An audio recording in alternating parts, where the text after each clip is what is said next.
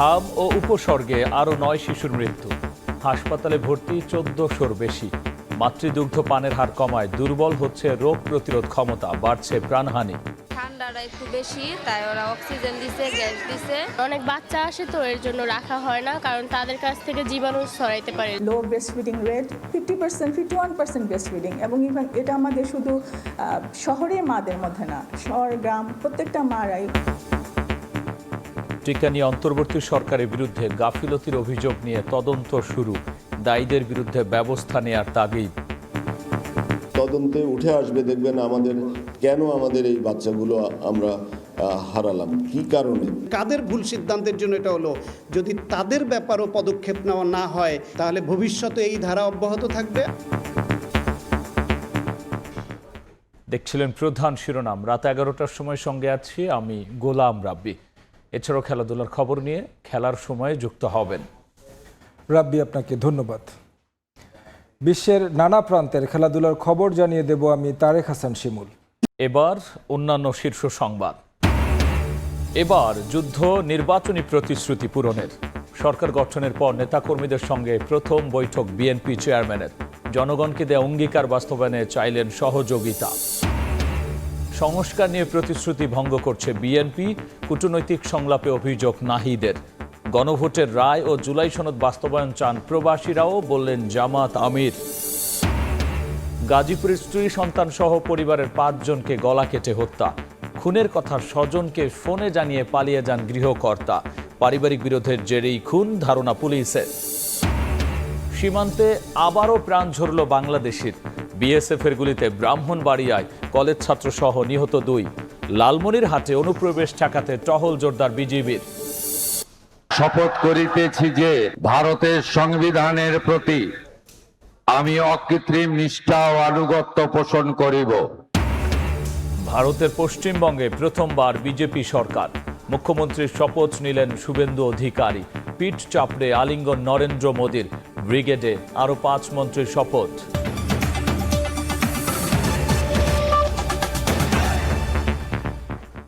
হাম উপসর্গ নিয়ে মারা গেছে আরও 9 শিশু। হাসপাতালে ভর্তি 1435 জন। রোগ প্রতিরোধ ক্ষমতা কমে যাওয়ায় বাড়ছে জটিলতাও।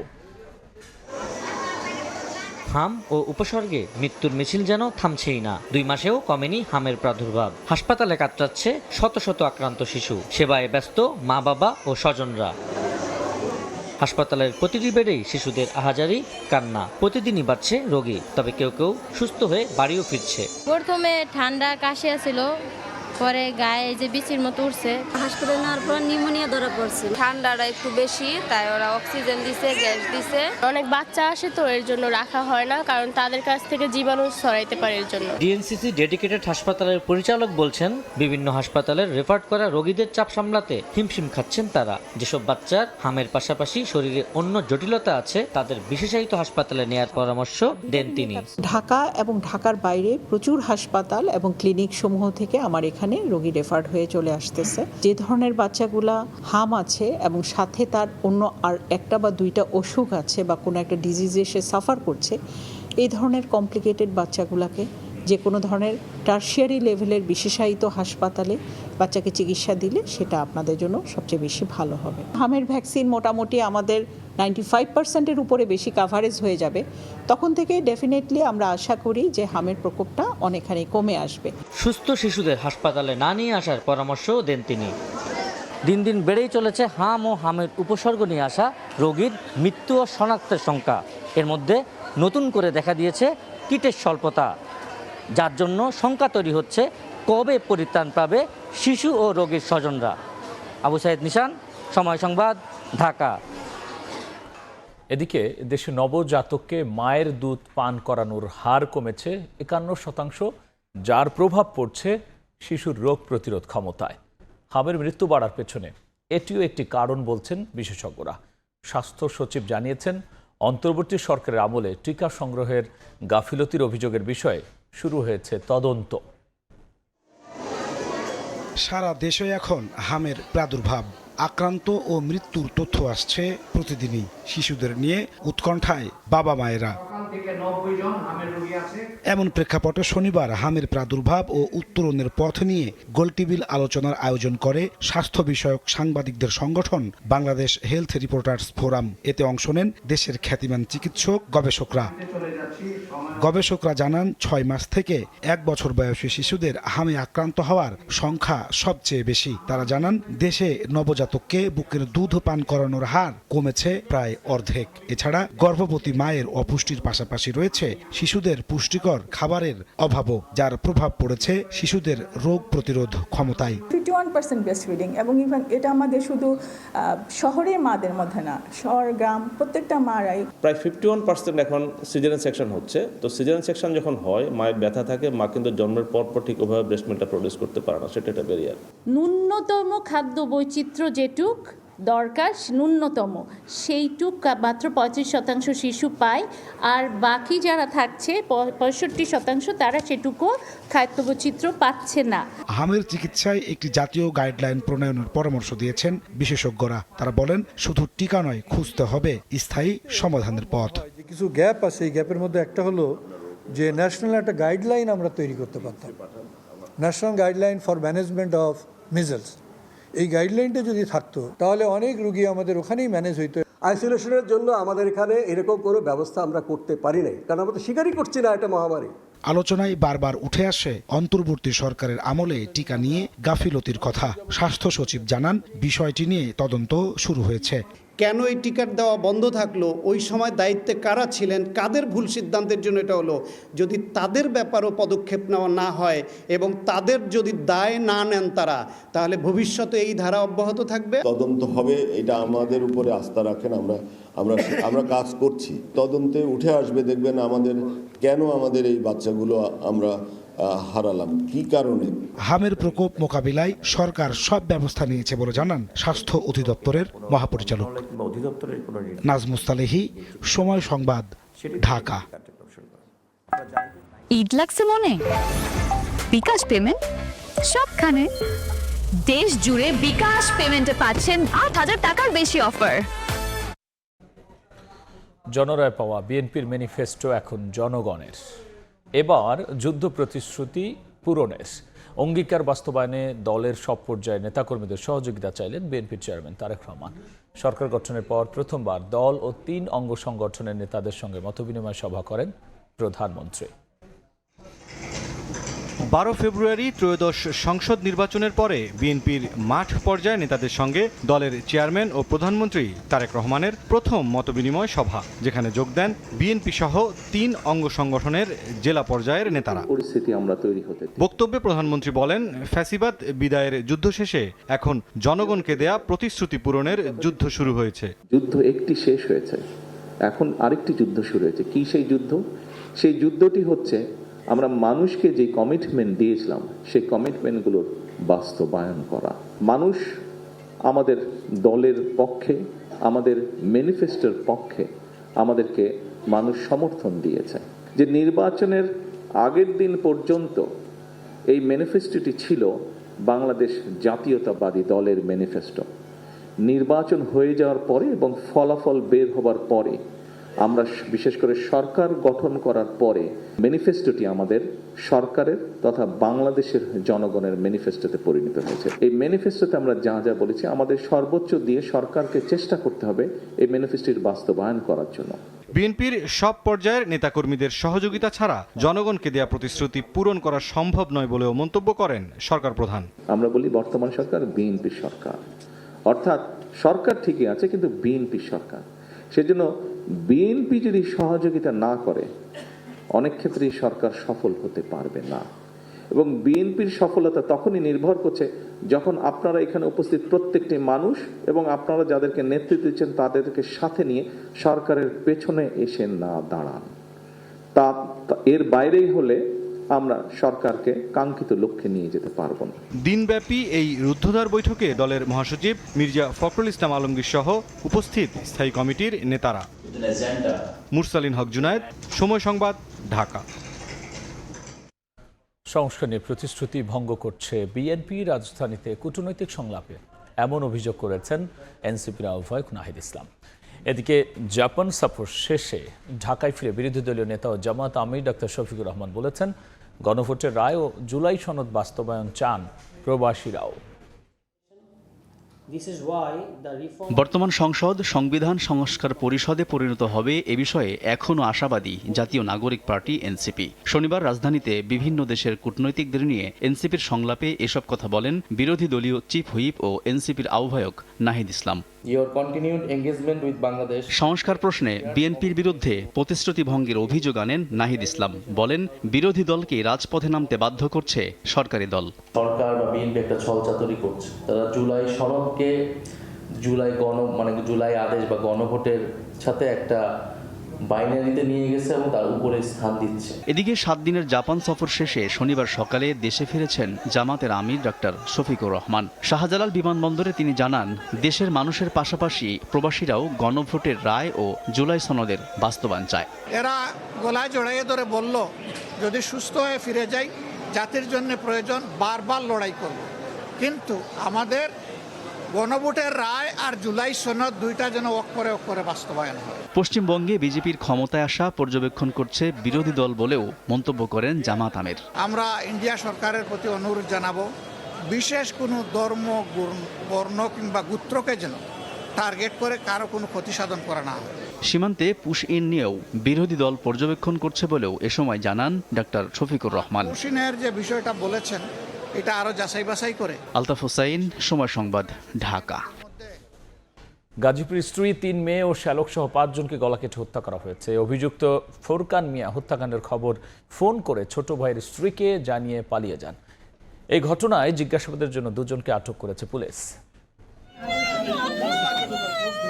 শনিবার সকালে চিৎকার আর আর্তনাদ শুনে ঘুম ভাঙে গাজীপুরের কাপাসিয়া উপজেলার রাউতকোনা এলাকার বাসিন্দাদের।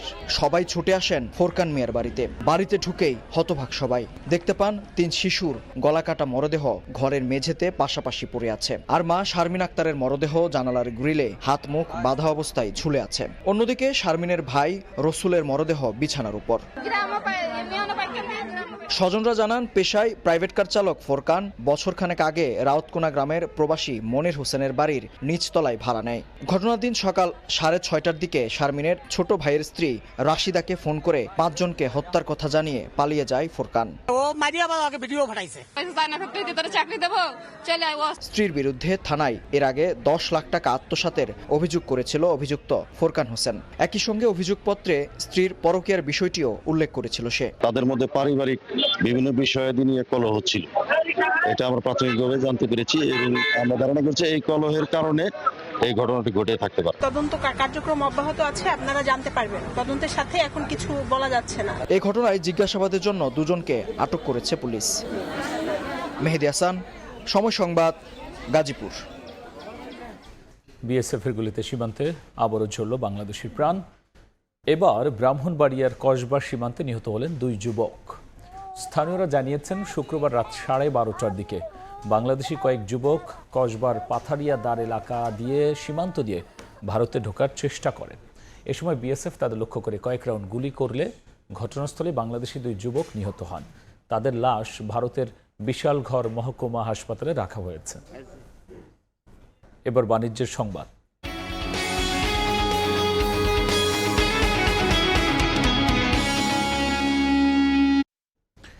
বিশ্বখ্যাত ব্র্যান্ডের অর্ডার দখলে নিতে চট্টগ্রামের 4টি পয়েন্টে বহুতল ভবনে অন্তত 25টি কারখানা নিয়ে গার্মেন্টস জোন গড়ে তুলতে চায় বিজিএমইএ। কমপ্লেন্স জটিলতা এড়াতে ফ্লোর স্পেসের পাশাপাশি বিদ্যুৎ জেনারেটর, গ্যাস এবং অগ্নি নির্বাপন ব্যবস্থা সহ সব ধরনের সুবিধা থাকবে এসব ভবনে। সাক্ষর টিভির ক্যামেরায় কমলদের রিপোর্ট। নানা সংকটে হাতছাড়া হওয়া বিশ্বখ্যাত ব্র্যান্ডের অর্ডার ফের দখল করতে চায় চট্টগ্রামের পোশাক কারখানাগুলো। সে লক্ষ্যে যুক্ত থাকা গার্মেন্টসকে সচল করতে একগুচ্ছ পরিকল্পনা নিয়েছে বিজিএমইএ। পরিকল্পনার অংশ হিসাবে নগরীর মুরাদপুর, বায়েজিদ, বহদ্দারহাট এবং আগ্রাবাদে পরীক্ষামূলকভাবে তৈরি করা হবে একাধিক বহুতল ভবন। আর এসব ভবনে থাকবে প্রতিটি ফ্লোরে 1টি করে কারখানা। কমপ্লাইড বিল্ডিং করে দেব, ওখানের মধ্যে যেমন আপনি যখন একটা ফ্লোরে থাকেন আপনার জেনারেটর অনেক কস্টলি থাকে, এই এক্সপেন্সিভগুলো কমন থাকবে। প্রতিটি কারখানায় সর্বনিম্ন 600 থেকে সর্বোচ্চ 1000 শ্রমিকের হবে কর্মসংস্থান। চট্টগ্রামের জেলা প্রশাসকের কাছে দেওয়া এক চিঠিতে বিজিএমইএ নগরীতে প্রতিটি জোনে 3 থেকে 5 একর জায়গা বরাদ্দ দেওয়ার আবেদন জানিয়েছে। বড় বড় যে ব্র্যান্ডগুলির কাজ এরা এখন করতে পারতেছে না, ওই ব্র্যান্ডগুলির কাজ করা এরা করতে পারবে এবং ওই কাজগুলি করলে তাদের ডেফিনেটলি আরও নতুন নতুন উদ্যোক্তাও কিন্তু এই জায়গার মধ্যে কিন্তু আসার জন্য চেষ্টা করবে। স্বাধীনতা পরবর্তী চট্টগ্রাম থেকেই তৈরি পোশাক রপ্তানি শুরু, কিন্তু নানামুখী সংকটে গত 4 দশকে রপ্তানি 40% থেকে কমে 9% দাঁড়িয়েছে, আর কারখানা কমে গেছে অন্তত 200-র বেশি। চট্টগ্রামে হলো যে এই এক্সপোর্ট বিজনেসের জন্য একান্ত ভাইয়েবল হাব, কেননা সারা পৃথিবীতে বন্দর ঘেঁষে আশেপাশে হয় এই ইন্ডাস্ট্রি, এক্সপোর্ট ইন্ডাস্ট্রিগুলো ডেভেলপ করে। চট্টগ্রামে 2টি ইপিজেড এবং নগরীর বিভিন্ন স্থানে গার্মেন্টসের কারখানা রয়েছে 400-র বেশি। কমল দে, সময় সংবাদ, চট্টগ্রাম। মাদারীপুরের চিরনিদ্রায় শায়িত হলেন যুক্তরাষ্ট্রের নৃশংস হত্যার শিকার বাংলাদেশি শিক্ষার্থী নাহিদা সুলতানা বৃষ্টি। গ্রামের বাড়ি তার মরদেহ পৌঁছালে স্বজনের আর্তনাদে ভারী হয়ে ওঠে চারপাশ। জুলাই মাসে দেশে ফেরার কথা ছিল যুক্তরাষ্ট্রে উচ্চতর ডিগ্রি অর্জন করতে যাওয়া মেধাবী শিক্ষার্থী নাহিদা সুলতানা বৃষ্টির। তার আগে ঠিকই ফিরল, তবে লাশ হয়ে। এমন মৃত্যু কিছুতেই মেনে নিতে পারছেন না স্বজনেরা। বিকেলে বৃষ্টির নিজ গ্রাম মাদারীপুর সদরের চর গোবিন্দপুরে লাশ পৌঁছাতেই কান্নায় ভেঙে পড়েন স্বজনেরা। বৃষ্টিকে শেষবারের মতো এক নজর দেখতে ভিড় করেন পাড়া প্রতিবেশী ও ছোটবেলার খেলার সাথীরাও। বাদ আসর জানাজা শেষে দাদা দাদির কবরের পাশেই চিরনিদ্রায় শায়িত করা হয় বৃষ্টিকে। নির্দোষ বোন রে গেছে পড়তে, সেইখানে যে মারছে, তো সেই ক্ষেত্রে আমাদের সরকার এটা তো একটা পদক্ষেপ নেওয়া উচিত। দূরে যায় যদি এরকম দুর্ঘটনা ঘটে তো এটা তো আমরা মান্য নিতে পারি না। আমাদেরকে ছেড়ে একদম চিরতরে চলে যাবে, এটা আসলে আমাদের চিন্তার বাইরে ছিল। শনিবার সকালে রাজধানী ঢাকার হযরত শাহজালাল আন্তর্জাতিক বিমানবন্দরে বৃষ্টির খণ্ডিত মরদেহ পৌঁছালে পরিবারের কাছে হস্তান্তর করেন পররাষ্ট্র সচিব। জানান, বৃষ্টির পরিবারের পাশে রয়েছে সরকার। বৃষ্টির হত্যাকাণ্ডের সাথে অভিযুক্ত যারা, তাদের তদন্ত যাতে সুষ্ঠুভাবে হয় এবং পরবর্তীতে যাতে তাদের বিচার যথাযথভাবে হয় সেজন্য কাজ করে যাচ্ছে। ফ্লোরিডা ইউনিভার্সিটিতে পিএইচডি শিক্ষার্থী নাহিদা সুলতানা বৃষ্টি ও সহপাঠী জামিল আহমেদ লিমনকে গত 16 এপ্রিল খুন করে এক মার্কিন নাগরিক। 8 দিন পর লিমনের খণ্ডিত মরদেহ উদ্ধার করে যুক্তরাষ্ট্রের পুলিশ। 30 এপ্রিল উদ্ধার করা হয় বৃষ্টিরও খণ্ডিত লাশ। সঞ্জয় কর্মকার, অভিজিৎ, সময় সংবাদ। রাঙ্গামাটিতে দুর্বৃত্তের গুলিতে এক ইউপিডিএফ কর্মী নিহত হয়েছেন। সকালে জেলার মারিশা দিঘিনালা এলাকায় ঘটনা ঘটে। স্থানীয়রা জানান, কয়েকজন অস্ত্রধারী শুকনা ছড়া এলাকায় অবস্থান নেয়। বিষয়টি টের পেয়ে হেগেরা চাকমা দৌড়ে পালানোর চেষ্টা করেন। এ সময় দুর্বৃত্তরা গুলি ছুড়লে ঘটনাস্থলে তার মৃত্যু হয়। আরাকান আর্মির হাতে জিম্মি 14 জেলেকে ফেরত এনেছে বিজিবি জানায়, বিভিন্ন সময় মাছ শিকার করতে গিয়ে ভুলবশত মিয়ানমারের জলসীমায় প্রবেশ করলে তাদেরকে ধরে নিয়ে যায় আরাকান আর্মি। পরে যোগাযোগ করে আটক জেলেদের ফিরিয়ে আনা হয়। ভারতের পশ্চিমবঙ্গের কলকাতা ব্রিগেড মাঠে শপথ নিলেন নবনির্বাচিত মুখ্যমন্ত্রী শুভেন্দু অধিকারী।